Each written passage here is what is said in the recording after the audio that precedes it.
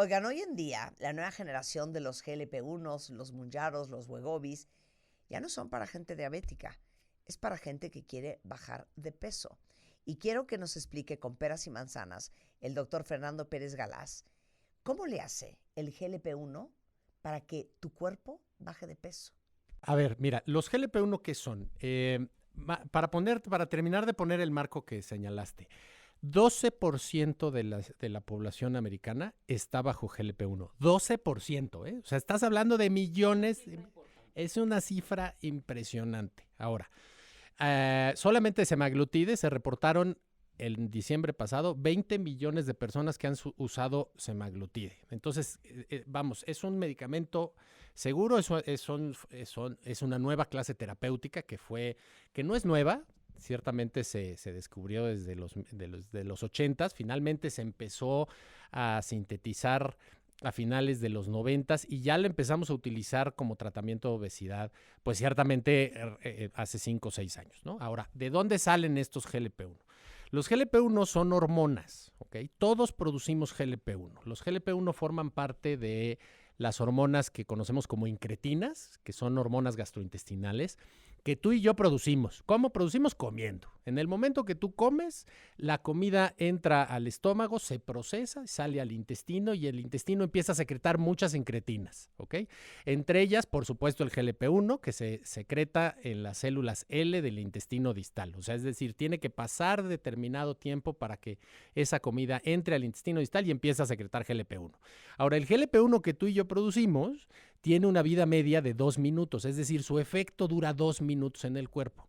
La genialidad del ingeniero farmacéutico que diseñó esta molécula es que logra cambiarle ciertos aminoácidos a la proteína y entonces logra que no se degrade ese GLP-1. Entonces potencializa el efecto que normalmente tú tendrías solamente por 2 minutos. Y primero empezamos a tener GLP-1, que es el liraglutide, que es el Saxenda, que tiene una vida media de 13 horas. Y después viene ya el gran brinco, que es el semaglutide, que es el Ozempic, que empieza a tener una vida media de 7 días. Entonces, con una inyección tienes un efecto de 7 días. Ahora, estos medicamentos inicialmente se investigaron para el tratamiento adyuvante de diabetes, ¿no? Entonces, la investigación inicial fue para pacientes que viven con diabetes. Cuando empiezan a salir los resultados, porque la investigación farmacológica es súper rigurosa, empezamos a ver que aparte de los efectos de disminución en el azúcar en los pacientes que viven con diabetes, tienen un mayor efecto en la pérdida de peso. Entonces, a partir de ahí es cuando dice el investigador, a ver, pues vamos a estudiar la pérdida de peso y se empieza a generar toda esta nueva clase terapéutica para la pérdida de peso directa. Es decir, solamente para estudiar pacientes sin diabetes para pérdida de peso.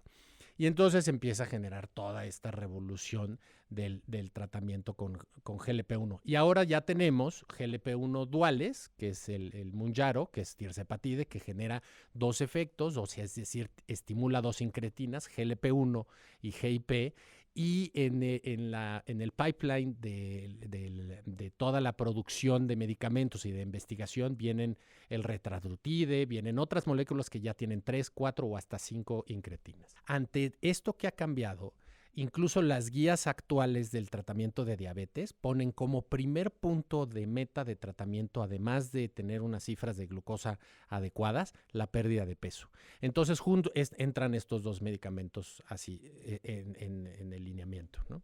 ¿Cómo funciona el GLP-1? El GLP-1 hay algunos que son tomados, o la mayoría son en inyección subcutánea. Entonces te lo colocas en inyección subcutánea y el GLP-1 va a producir 3 efectos principales. El primero es que estimula la liberación o sea, quita el hambre primero, es decir, estimula los centros de saciedad en el cerebro, concretamente en el hipotálamo, en el núcleo 4.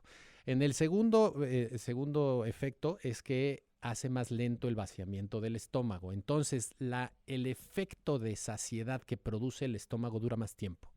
Cuando como, la comida pasa más tiempo en mi estómago y entonces me siento más satisfecho durante más tiempo. Y la tercera, que yo creo que es uno de los efectos más importantes de estas moléculas, es que estimula los centros de recompensa en el sistema mesolímbico en el cerebro y entonces quita el ruido de comida, quita el food noise, quita la ansiedad, quita los cravings. Esos son los 3 grandes efectos. Por supuesto, tiene un efecto en la mejoría de la síntesis de insulina y la utilización por parte del cuerpo de esa insulina, lo que mejora, por supuesto, la utilización de carbohidratos.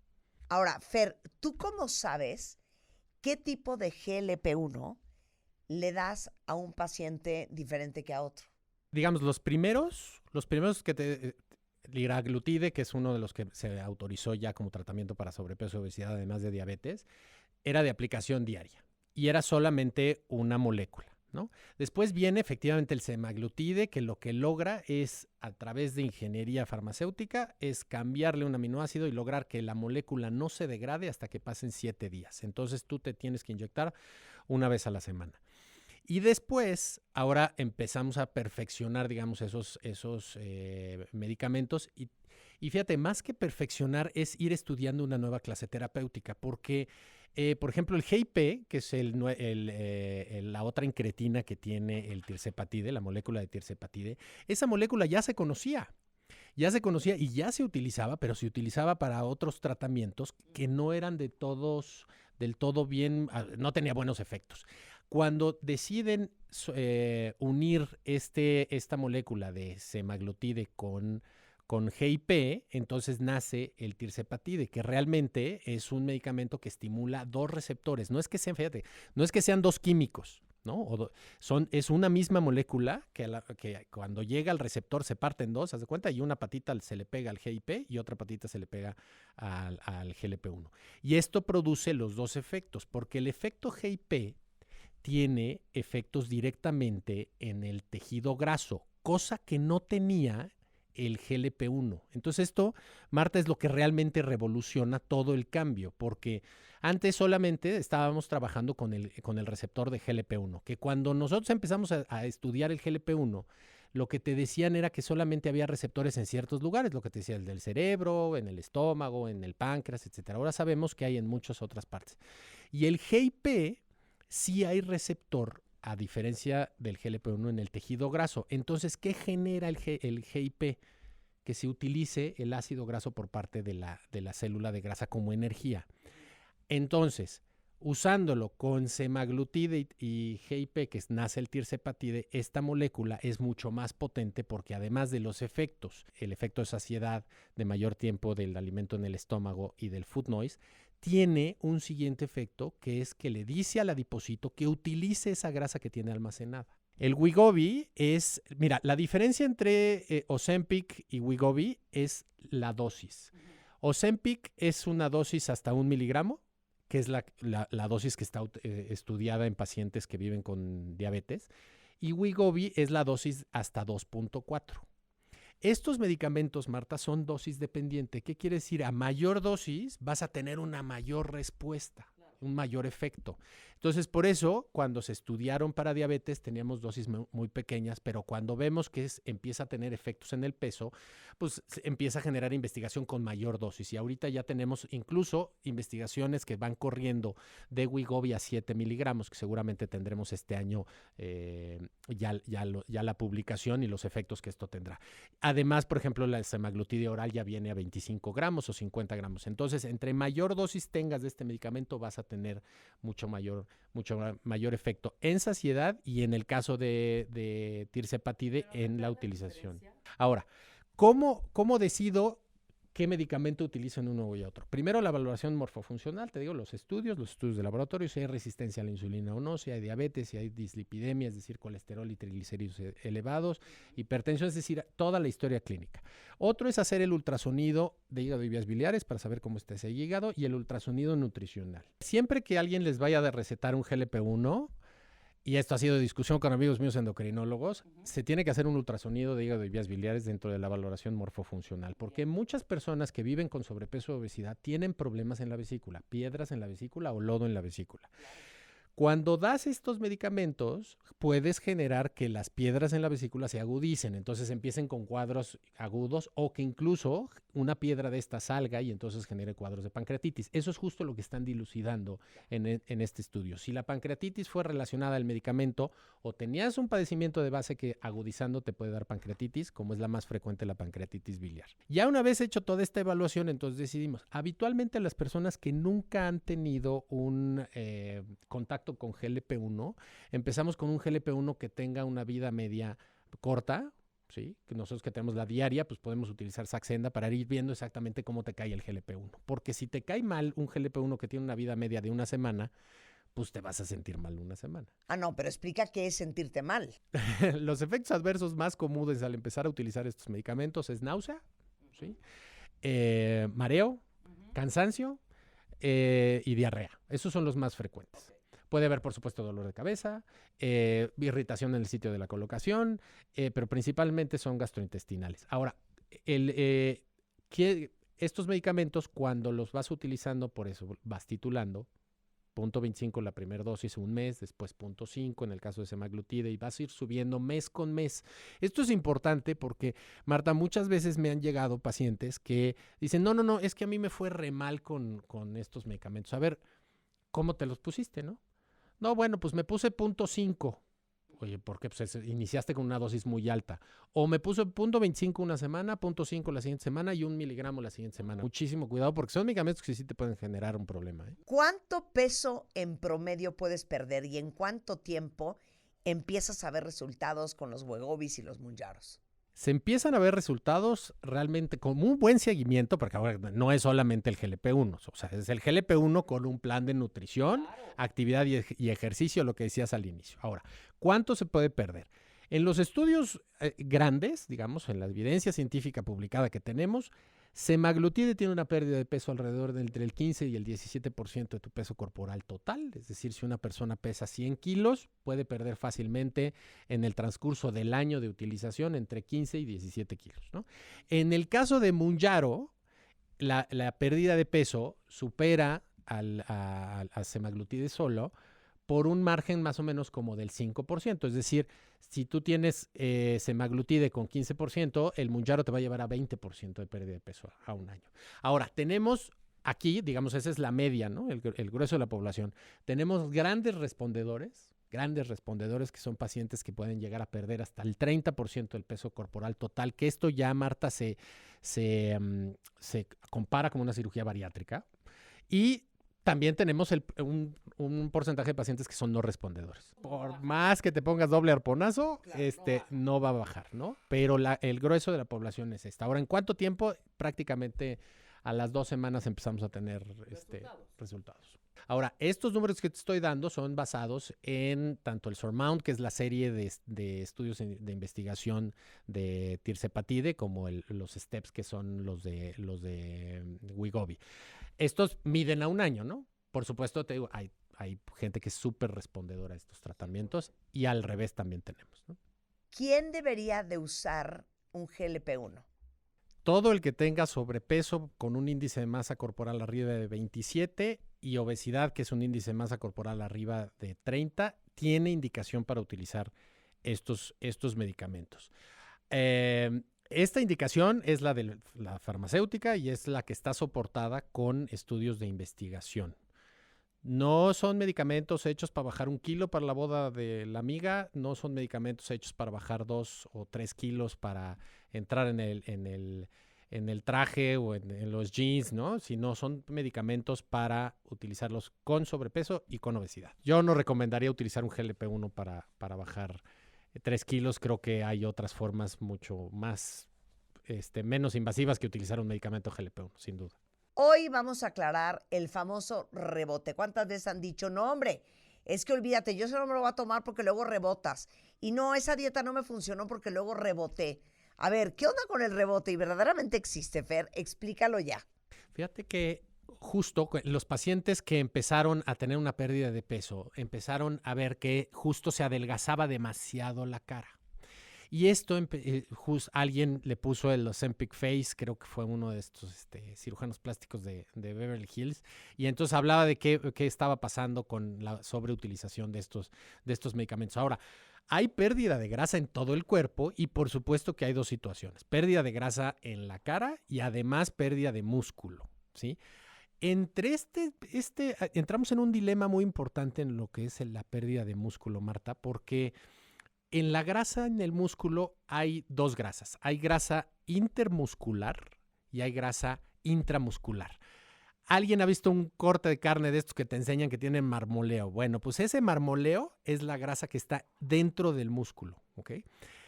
Y después tenemos la grasa que está entre los dos grupos musculares. Tienes un grupo de un lado, tienes un grupo del otro y en medio se le genera grasa. Ahora, con cualquier pérdida de peso, cirugía, dieta, ayunos, la que tú me digas, oye, además GLP-1, vas a tener pérdida de grasa intramuscular e intermuscular. ¿Esto qué genera? Pues que vayas perdiendo ese volumen dentro del músculo. Tuvimos una discusión muy grande justo con un grupo de endocrinólogos en el Congreso Europeo de Obesidad, porque decían, oye, hay estas pérdidas de peso de 30%, de 25%, pero se están asociando a unas pérdidas de peso de músculo grandes. ¿Qué hay con eso? Bueno, aquí hay que hacer la diferencia, porque una cosa es perder el músculo porque no lo estás utilizando, y otra cosa es que el volumen de ese músculo, como lo señalaste al inicio, se vaya disminuyendo, entonces te vas viendo como que más compacto. ¿Esto qué sucede?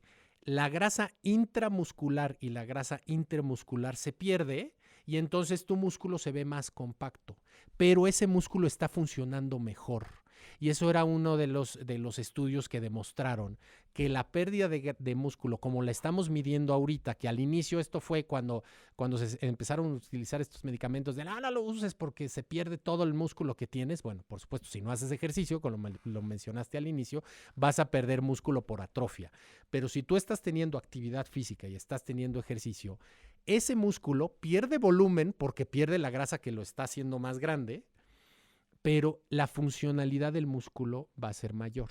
Entonces vas a mejorar la secreción de hormonas por parte del músculo y lo que veían los investigadores en ese estudio era que los pacientes tenían una mejoría en su glucosa. Entonces no checaban lo que el aparato mide con cómo estaba funcionando. Entonces hay que ser muy juicioso en esto de la pérdida de músculo. En la cara sí, por supuesto, pierdas peso como pierdas peso, tu cara va a disminuir. Ahorita tenemos la evidencia de que hay un estudio que se llama el Surmount 4 y el Step 4, que lo que hicieron, que es que a la semana 20 de estar utilizando estos medicamentos, suspendieron el medicamento y los mandaron a placebo. Entonces, lo que tú ves en la gráfica es que los pacientes que se fueron a placebo empezaron a incrementar de peso, no a la velocidad rápida, es decir, como si no tuvieran medicamento, pero empezaron a tener una reganancia de peso. A partir de ahí, la recomendación es utilizarlo más tiempo. Efectivamente, lo que le señaló el endocrinólogo es que la evidencia que tenemos ahorita es a 60 meses. Ahora, hay un estudio, Marta, que es uno de los más bonitos que he visto últimamente, porque pusieron a los pacientes, le hicieron estas resonancias magnéticas funcionales, que son cuando ponemos de mapa el color, ¿no? Y que te pones a pensar, entonces se prende otra parte. Son estudios bien bonitos. Bueno, estos pacientes les hicieron una resonancia magnética funcional y les dieron a comer comidas ultraprocesadas o altamente palatables. Entonces veías cómo se prendía la parte de recompensa en el cerebro, ¿ok? A las 3 semanas de usar tirzepatide, 3 semanas, Marta, ese cerebro ya no se prende a pesar de que le estaban dando estímulos de comida ultraprocesada. Entonces es lo que te decía del food noise, se apaga esa parte.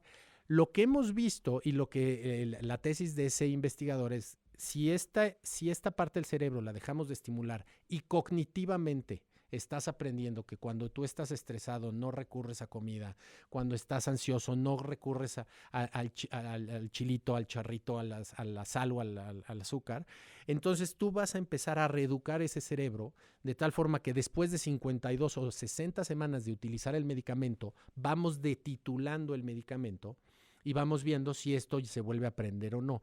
Tengo pacientes que le hemos quitado el medicamento y logran perfectamente mantener el peso perdido. Hay pacientes que, ¿sabes qué, Fer? Estoy nervioso y me empieza a dar otra vez esa ansiedad, entonces lo usamos una vez cada 15 días, en fin, estamos utilizándolo así. Si tú estás tomando un medicamento que controla tu ruido de comida y de repente lo suspendes de golpe, ¿qué va a pasar para recuperar el ruido de comida? Y si no tienes cambios en el estilo de vida, en tus hábitos, en tu disciplina, vas a tener, dejemos de hablar del rebote, vas a tener reganancia de peso. Porque fíjate, es curioso, cuando llegan al consultorio dicen, es que hice tal dieta, bajé muy bien, hice dieta cetogénica. La dejé de hacer y tuve un rebote, ¿no? O dejé de hacer ejercicio y tuve un rebote. Oye, si dejo este medicamento voy a tener rebote. Número 1, no se llama rebote, se llama reganancia de peso. Y 2, si tú dejas de tener esa intervención y vuelves a ser sedentario, pues entonces estás otra vez teniendo los mismos hábitos que te llevaron a tener, en número 1, este primer sobrepeso. Entonces hay que tenerlo así.